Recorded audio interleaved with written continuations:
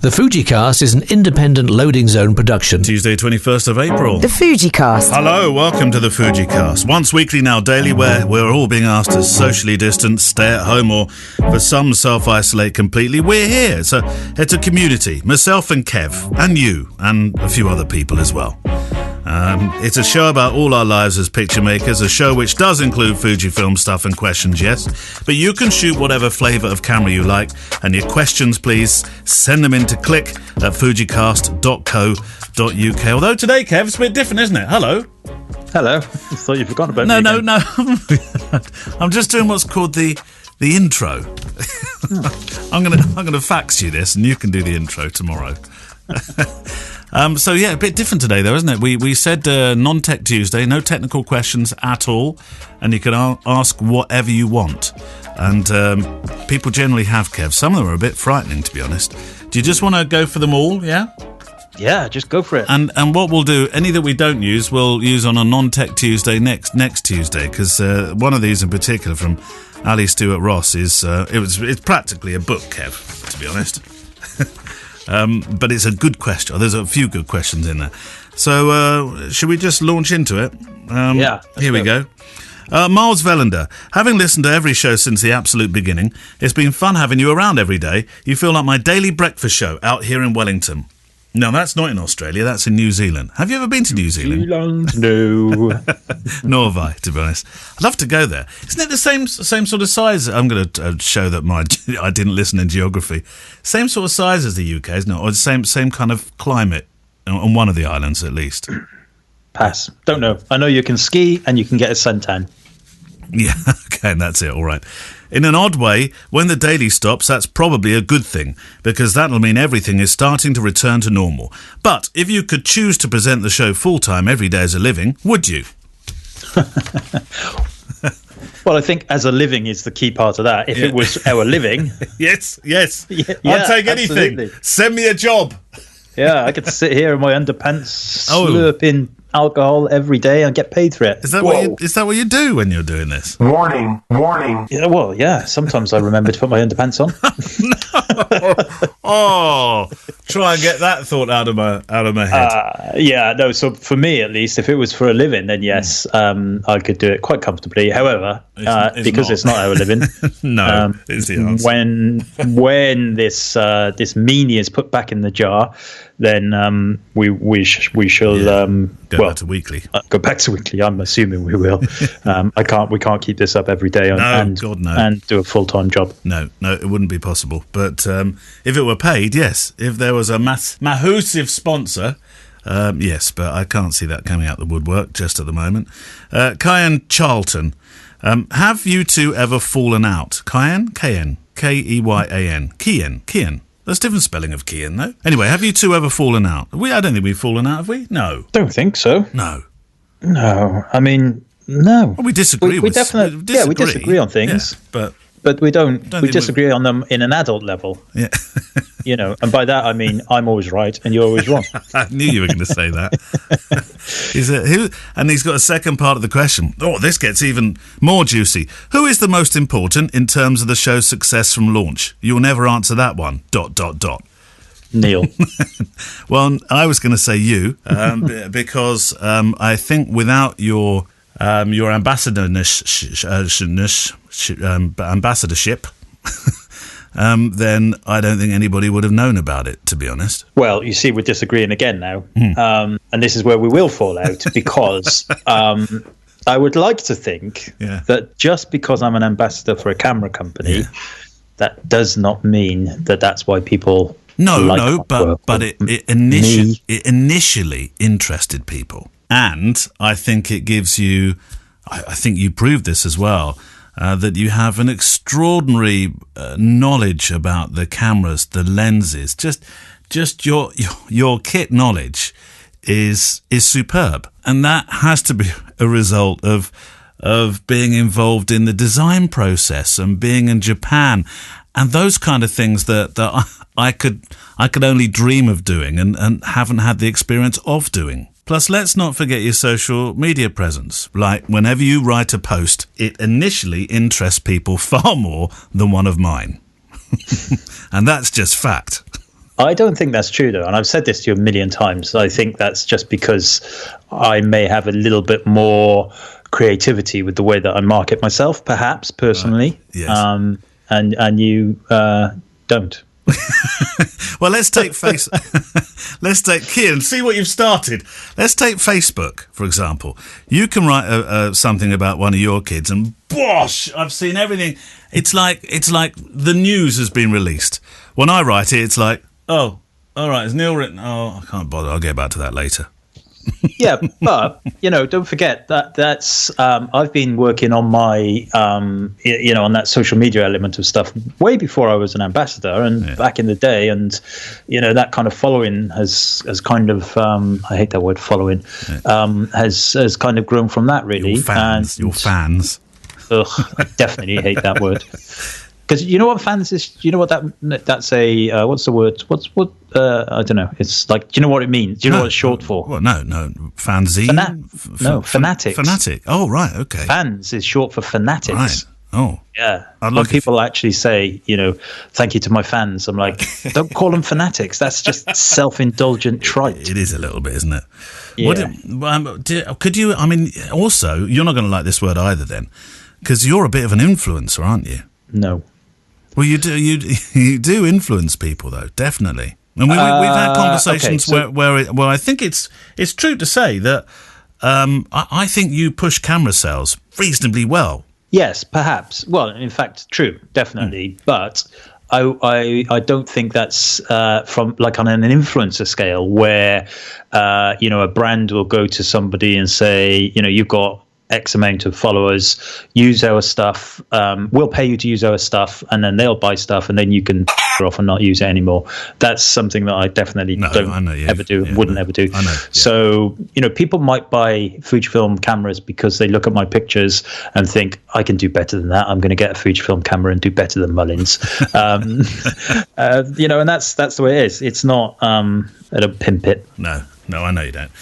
Monsieur Stunier, friend of the show. I've changed him into a Frenchman for whatever reason, I don't know. Yada, etc. So my question is this. Do you adopt a different personality when you're shooting a wedding? My wife can't believe the wonderful reviews I get from couples. Energetic, friendly, funny, charming, helpful, gregarious, ad nauseum. I'm not quite like that at home, she says. I think, I don't know if I adopt a different personality. I'd say I'm personally. I think I'm reasonably the same. Although I do have a bit of an act when I do some of the group portrait stuff, which I know is not relevant to yourself, Kev. But yeah, I suppose if there is an act at a time, it would be then, but not the rest of the time. No, I'm certainly not over the top. No. I do group shots occasionally, and I definitely put my most friendly face on at that point. But no, basically, in terms of that question, the more money people pay me, the more cheery I am. What do you get? Gemma doesn't pay me nothing, so I just sit around the house miserable. I'm going to mute my good friend Giles, so I know listens to the show quite a lot now. Giles is, well, you know Giles. Yeah. Giles is, he's always, I mean, he's a gregarious chap, but he's a very thoughtful chap, and he's what I would call a thinker. And I think when he had to be over the top and, darling, come this way and let's do the next group, I think that exhausted him by the end of it. Giles is probably going to write to me and say, no, it didn't. But I think if you put an act on, it can be exhausting, don't you? I think. Oh yeah. But if they pay you enough, like an act, like a fairy in a ballerina's outfit. Right, Ali. In brackets, I'm not a bloke. I think Ali has never forgiven me for suggesting she was a bloke at one stage. That's aimed at me, I think, isn't it? Clearly. Hi, Kev. Hi, Neale.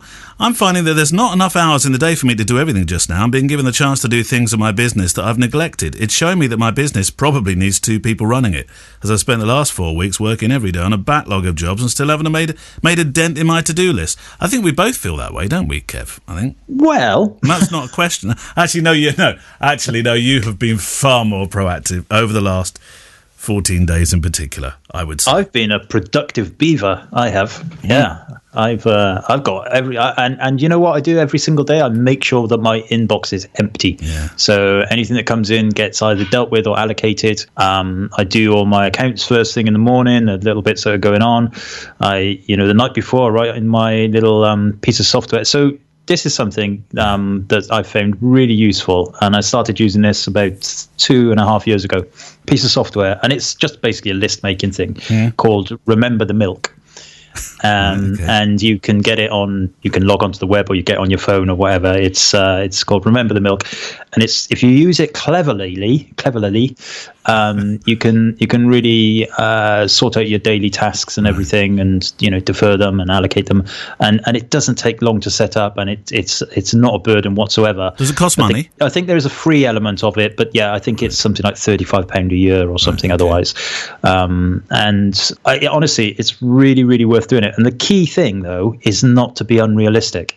Don't say tomorrow I'm going to build a new website or whatever, because it's tomorrow I'm going to plan building a new website. Do that, and then the next day I'm going to write down the architecture, but whatever, and it's great. And also in my Remember the Milk schedule, I'll say breaks. These are the breaks throughout the day, and all that kind of stuff. It's really cool. Really cool. It's like being sat next to. Well, if I was sat next to you, it's like being virtually sat next to Peter Perfect. Stop it! Really? Yeah, shut up. Just stop being perfect. Heaven's sake. Gemma's behind me now, shaking her head. No, but seriously, honestly, Gemma. Can I talk to Gemma? Is he real? Is Gemma there? Is she gone now? No, she's back in the kitchen. I can get her for you. No, don't worry. I was just going to ask if you really are that perfect. She's drawing a life-size painted picture of the kids on our kitchen wall. Oh, my goodness. Yeah. Do you know, have you ever heard of Philippa Goslet, by the way? I got introduced to her by Gabrielle Matola, and Philippa said something very interesting, because I was feeling very, very, very guilty about not having achieved as much on my list as I wanted to. I have tried all those things you've said. I know you say to me, write it down in the morning. I do, but my list just keeps getting bigger and bigger and bigger. That's because it's unrealistic. Well, it must be, yeah. See, I began to wonder whether I was procrastinating. Stop it. But I saw this phrase, procrastination is the building up of energy. Then it reaches a peak of frustration and you can create. I like that. Yeah. Kind of. That's those sort of people that need a deadline, and I'm a kind of person that needs a deadline. Yeah, I agree. But I've always said that the biggest barrier to doing something is just starting it. As soon as you start it, you'll go through it. Yes. But sitting there thinking, right, later today, I'm going to do my accounts or whatever, and then because it's not something fun, you think, oh, you know what, I'll do it tomorrow. Whereas actually, if you just at 3:00 you go, right, I'm going to start, and then start, you will then finish it. There was an email in my box that's been sitting there a couple of days that just simply has the title, Furloughing My Staff. Honestly, I lost the will to live. Just looking at the title was like, oh, please. Yeah. That wasn't actually Ali's question. Oh. I did tell you it was a long one. Question's got three questions. Question 1, day 1, after we released. Sounds like we're in prison. In some respects, some people feel we are. Will either of you feel totally happy about shooting a big wedding as you did before COVID? BC, she says in brackets. Will you even do the wedding? I've written a clause in my contract that basically says I can cancel and refund their money if I don't feel it's safe to shoot. There's question 1. I'm going to be very happy to be shooting weddings because I just want to be out there working. Although I clearly don't feel bulletproof. No, I don't. And it does concern me. Yes. But I'm not sure how long I could financially survive if I just said no, as Zammo once upon a time should have done. Yeah, and he didn't survive. Yeah. I mean, the way that I'm seeing this is, of course, it's bloody horrible for the people who have had it, and I think both Ali and I know people who have had it. I know people who have died from it, but. What we mustn't lose sight of is the reason why they are putting us in this situation now is to temper the amount of people that would be otherwise overwhelming the NHS and the health systems in various other countries. So when that's kind of under control and stuff, it's, I don't personally, from what I've been reading, it's not, assuming they get the levels down low enough, it's not going to be a case of you're likely to get it regularly or whatever from, it's going to be out there, of course, until probably forever, actually.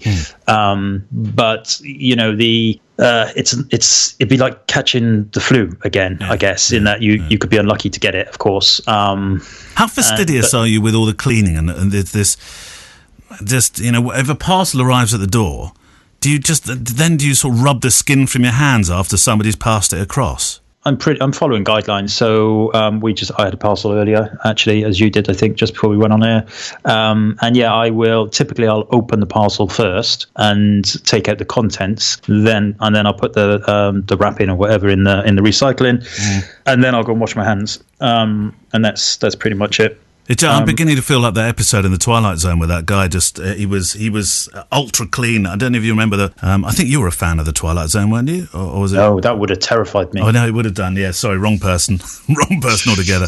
This particular episode had this guy living in an apartment in a city that looked like New York, and he'd wash his hands all the time, and everything had to be wiped clean, no dust. I just keep going back to that episode all the time because for some people, that's a real thing, isn't it? It's a real, I don't know if illness is the right word, but a real condition. It's a condition, yeah. Question 2. Do you think with the possibility of further outbreaks and having to put... this should have been a fun thing, Ali, and having to put social distancing and lockdown measures in place again, will that put 2021, 2022 couples off booking their photographer until much nearer the date?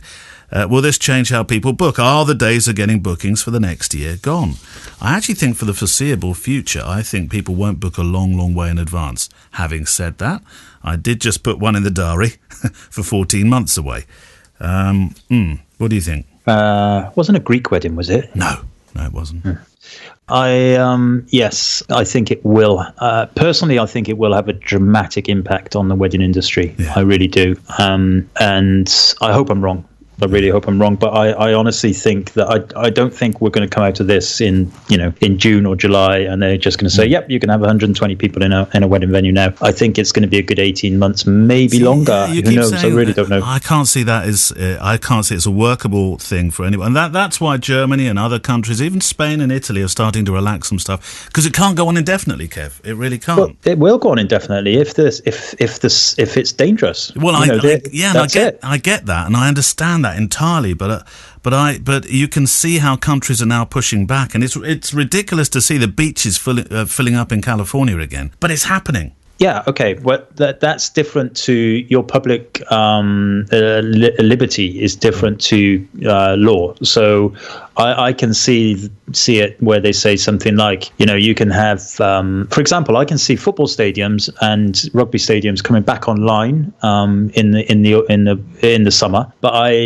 personally, I think it will be you can only have you have to have one empty seat between everybody. Wow. That kind of thing. And I think that will be law. And I think in weddings, it will be a case of no weddings more than maybe 50 people, or perhaps, your wedding venue has to have enough space between people. I honestly think it will be a big thing for weddings, and I really hope I'm wrong, but I do. And I'm not kind of scaremongering because obviously it's, terrible for me as well. But I honestly don't think we're just going to walk into September and go to like 300 weddings in a big packed church. I just don't. Yeah, I'd agree with that. I think people will feel differently, but I'm a pragmatist and optimist. I think the world is on this, and a resolution will come quicker than we think. I think in terms of damage limitation and the horrible corporate expression, managing expectations, the message I think has to be a little bit downbeat so as not to falsely raise expectations so that the daft folk take no responsibility, because I think that's what people are worried about. If we say, oh look, it's looking okay, you're all right boys, get out there again, it'll just go mad. Can you imagine when the call goes out for we're almost there, folks, there'll be a real to hell with that attitude. And everybody will be nose to nose on Bournemouth Beach again. So that's why they're being a little bit cautious, I think. Yeah, I agree. And that's why I think that when we do get to that point, it won't be a case of, right, you can all go. It will be a case of, this is what you must do, and we will enforce it. If you want more liberty, then that's it. And I think in Spain and in Germany and places like that, they're letting the like construction workers go back, for example, because they typically don't sit in an office and breathe on each other, and that all makes sense. So anyway, it would be. What do we know? No. Question 3, and then we'll go on to. I've got another couple that we just do some quick fires on. Then we'll have to save the rest till next Tuesday. Question 3: this virus is still going to be around for years until they find a vaccine. As a documentary photographer, see, she's on board with you on this one, who's usually working up close and personal to people. Do you think this will change the way you shoot for the time being? Are you going to be right in amongst people with a 23 or an 18, or will you be shooting from the furthest corner of the room? She doesn't say this, but I'm going to add with a 50 to 140. What do you think? It's the same. It's the same answer as the previous question. Once it's more under control, it will be and by that I mean you've got as much. Nobody wants to get the flu, and I'm not comparing it with the flu. No. Nobody wants to get the flu or anything. I'm not. It won't. No, I'll be doing the same thing. And if you get it, it's going to be bad. Hopefully, we'll be in a situation whereas if you get it, it will be bad luck rather than just the fact that you went outside and was stupid. And also I'm hoping these plasma treatments and all these other things they're developing at the right now will all work out somehow. The Daily Show Photo Challenge. Right, a break away from the questions just for a couple of seconds. We'll come back to another one or two, but first of all, let's do the Daily Photo Challenge. Last week, it was the 14th last week. What did you set people with? It was your front window. Oh, yes. Outside your front window. Now remember Emily Renier, if you're not in the Facebook group, which of course as many of you aren't, she collated as many of these pictures as possible and put them together in a lovely little photo film. So I will try and ask her if I can include that in the website. She'll say yes, surely. I'm sure she will. It's the logistics of it. I don't know where it's hosted and all that kind of stuff. So I will try and do that. It was very good of her. And we had 281. Oh, my word. Yep.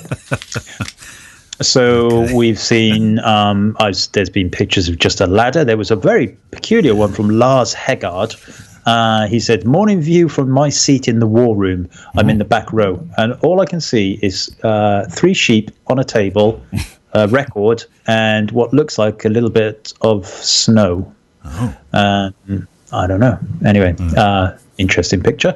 This is a tough one. Mark Neal. Right. So Mark Neal, outside of his window, is a Fuller's hanging down kind of logo of a pub. Now, I don't know whether that means he lives above the pub, or he maybe even runs a pub. He does run a pub, Mark, doesn't he? I think so. That must be. He could just pop down for a Swifty on his own. Yeah, I was going to say, if you run the pub, not so bad, but living above a pub that you can't get into. I like that Anna McCarthy. Yeah, I'm going to go for Anna McCarthy. Go on then.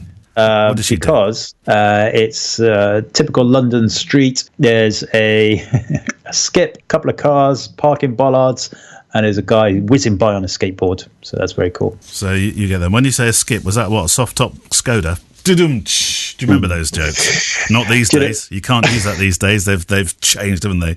I once had a similar house to that in London, or it was a flat, similar kind of looking, like Edwardian flat, and it was with wife number one, and we needed to get a skip because we were getting rid of some stuff. So the skip turned up, and I said to her, I bet you any money somebody put some mattress in there, and they did. I went into the kitchen, made a cup of coffee, come to the window, and there's a mattress in our skip. There we go. When you say your wife number one, you make it sound like you've had... Who's been married to Mullins in this room? I'm never going to go higher than 2. Set a new one. Come on, set a new one. Okay, so the challenge today is I want to see the photos on your wall. Oh, so okay. Do you have a wall full of photos or paintings? Doesn't matter. Yeah. What do you look at when you're looking at your walls? And make that as creative as you possibly can. I could shoot through the banisters and up through. Yeah, I could. Yeah. All right. Okay. So the photos on your wall. What's on your wall? Now try to do it today. Yes. Right, a couple more questions, then we'll close shop for the day. Nick Norris, you're marrying a mermaid. Would you choose the fish half bottom or the fish half top? Did you see that one coming? That was in the Facebook group. You go top. I think I'll join you there because I'm not quite sure this isn't a trick question. Graham Chesters, which other photographer, past or present, has had the most influence on your photographic approach? I don't mean whose work would you like and find inspiring, rather who's had a direct influence on how you take and find photos. What was it about them that influenced you? Who would you say? Oh, well, for me, it's got to be Jeff Askoff because, I mean, the style I loved and everything, but if I hadn't seen those pictures back in the day on that train journey, then, I could have been a chiropodist or something by now. I'm going to choose Giles. Still getting paid. Yeah, that's it, yeah. Digging out things from feet, lovely. I'm going to choose Giles because it's been his support years and years and years ago that just kept me going and believing in myself. And I believe in his work, and it's his work that I've followed religiously ever since I knew him. So there we go. And do you want to? Here's a left field one just to end with. Keith Martin. When they come to make the film of how the Fujicast saw us through these troubled times, who will be playing you both on screen? Loads of people say that you look like, and we talked about this, didn't we talk about this yesterday? Say they pick out a number of film stars. I know Jose Mourinho was the football manager that people say you look like. I often get mistaken for Leonardo DiCaprio, don't you know? Well, it wasn't Leonardo. I was thinking of. Do you Leonardo? Yeah. Really? Yeah. No, I was thinking about Thingy Bob that was in Oceans. What's his name? George Clooney. George Clooney. Oh, George, yes. Well, yeah. one of Gemma's best friends, Jackie, she always calls me George. Yeah, there's a bit of George about you, definitely. Yeah. Whereas my friends think I look like Benny off Crossroads. No, well, that's not fair. But I'd like to say The Rock would play me, but I feel it's probably more like Christopher Lloyd. I think you've got a bit of Tyson Fury about you. Do you think so? Yeah. I think I've got more Chris Lloyd, Uncle Fester than Tyson Fury. I don't know. I think for you, we'd have to find somebody with a very mellifluous voice. Right. What was that word you used then? Mellifluous. Very good. Word of the day. Did you not know you had a mellifluous voice? No, I've never thought of myself as having that. Well, you have. We'd also have to find somebody who has a lot of not much something hair. up top. A lot of not much up top. Not quite sure I like that. Anyway, so look, we've got a stack of questions left, but we can't go on. Time, gentlemen, please. We're going to have to do them next Tuesday, aren't we? Yeah, so, we can do this every Tuesday. Keep them coming. Well, that's it then. Have a nice evening, and we'll see you for tomorrow. Tomorrow's Wednesday. Already? Middle of the week? Surely not. Tomorrow's Wednesday, so see you then, Kev. Bye-bye. The Fujicast is an independent Loading Zone production. Email the show with your questions and words of wisdom to click@fujicast.co.uk. Email any complaints and political nonsense to our wives, who will deal with your comments in their own good time and in their own good way.